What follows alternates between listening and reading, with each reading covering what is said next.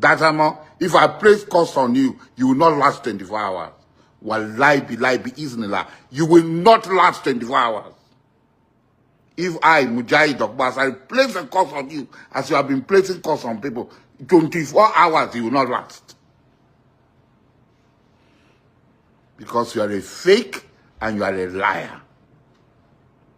There's hardly any crisis in the north that is rooted in religion. So the Hausa people, farmers that are being killed in Sokoto and in Kebbi by the so-called bandits or whatever they are called, why are they killing them? Good evening, good morning, good afternoon, depending on where you are listening to me.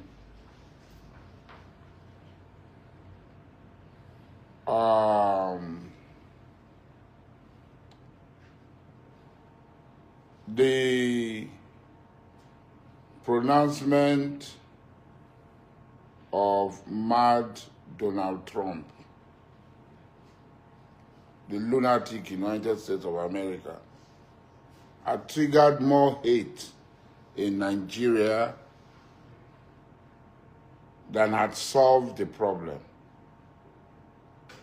I listen to many people. Sometimes I get angry because when people are deliberately lying, deliberately, they're lying. And they claim that they are men of God. And I think maybe they are playing with God. They are just playing with God. Thou shalt not take the name of thy Lord thy God in vain. They are using the name of God in vain. One of such character is this fellow they call Dachomo. You are not the only person that can talk rubbish. Evangelist or Pastor Dachomo or Ezekiel Dachomo. That guy is a pathetic and pathological liar. Pathological liar. A liar from the pit of hell. Over the years, there have been rivalry in the north, except people who don't study history. There have been conflict in the north. Tribal conflict along tribal lines,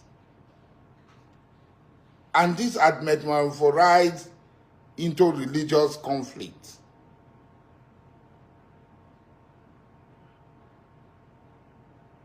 And so when they talk about Christian genocide and they bring Tinubu inside that Christian genocide, I look at it and I ask myself, are these people well?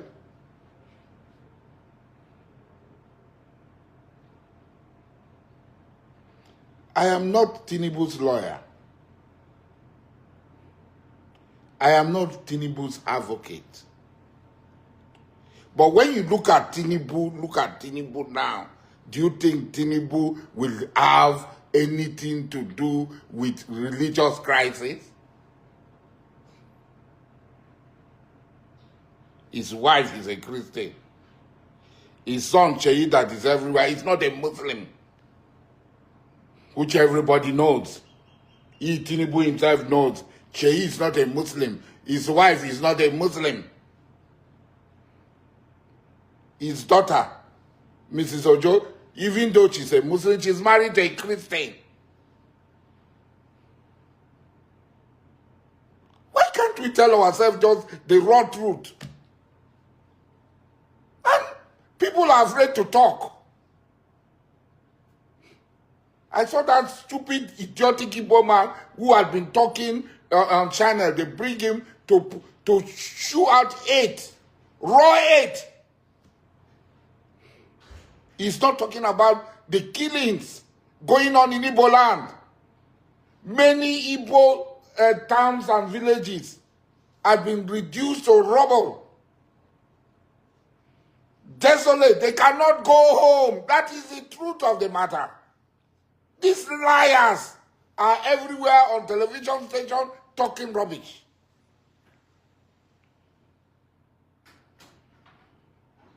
You are talking. Where have you been attacked?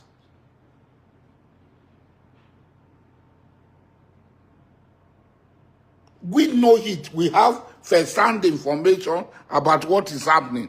And the government know these things.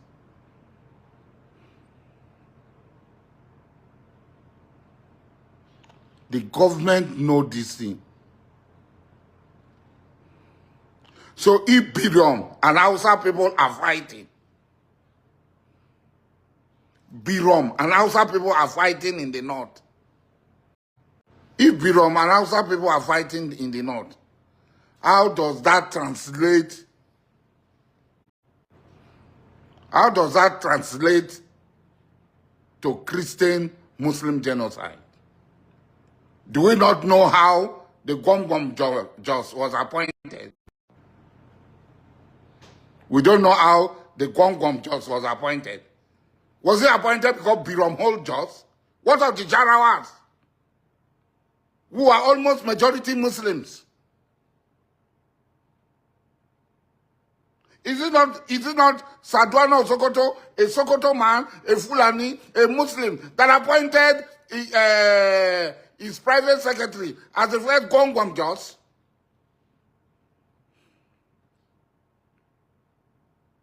When there was agitation for Emir of Jos. People don't read this scripture, they don't know anything. They come to lie.